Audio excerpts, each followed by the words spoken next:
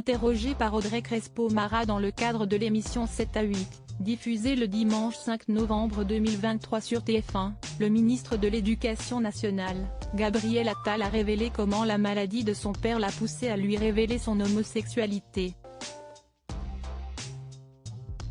Visage incontournable du gouvernement français depuis la première élection d'Emmanuel Macron comme président de la République en 2017, Gabriel Attal occupe actuellement les fonctions de ministre de l'Éducation nationale.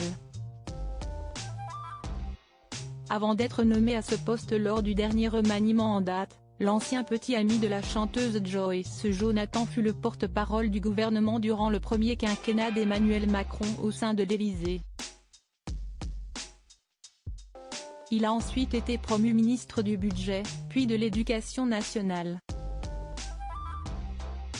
S'il intervient régulièrement sur les plateaux de télévision dans le cadre de ses fonctions depuis 2017, ce n'est pas en tant que membre du gouvernement que Gabriel Attal s'est présenté face à Audrey Crespo-Mara le dimanche 5 novembre 2023.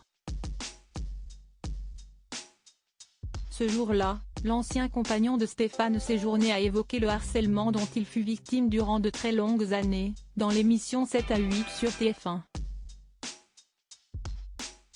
C'était un élève de l'établissement qui avait ouvert ce site sur lequel il fallait mettre des commentaires sur le physique des élèves. Et moi à cette occasion, j'ai vécu un déferlement d'insultes et d'injures. Cela a duré plusieurs mois et ça a été ultra violent, a indiqué le ministre de l'Éducation nationale. Même après son entrée au gouvernement, le harceleur de Gabriel Attal a continué à s'en prendre à lui, en l'attaquant notamment au sujet de son homosexualité. Plus tard au cours de l'interview, l'invité d'Audrey Crespo-Mara a évoqué la mort de son père, décédé suite à un cancer. L'ancien porte-parole du gouvernement a révélé avoir parlé de son homosexualité avec son père juste avant sa mort.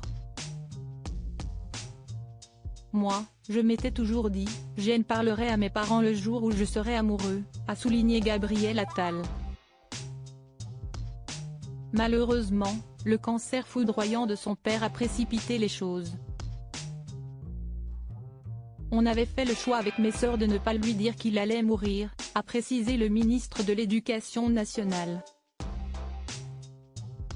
Il a ensuite expliqué que les médecins lui ont accordé 2 heures pour parler une dernière fois à son père, avant que ce dernier ne s'endorme définitivement.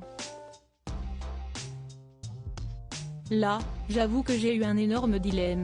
D'un côté, il y a une forme de non-dit depuis des années. Et j'ai pas envie qu'il parte avec ce non-dit entre nous.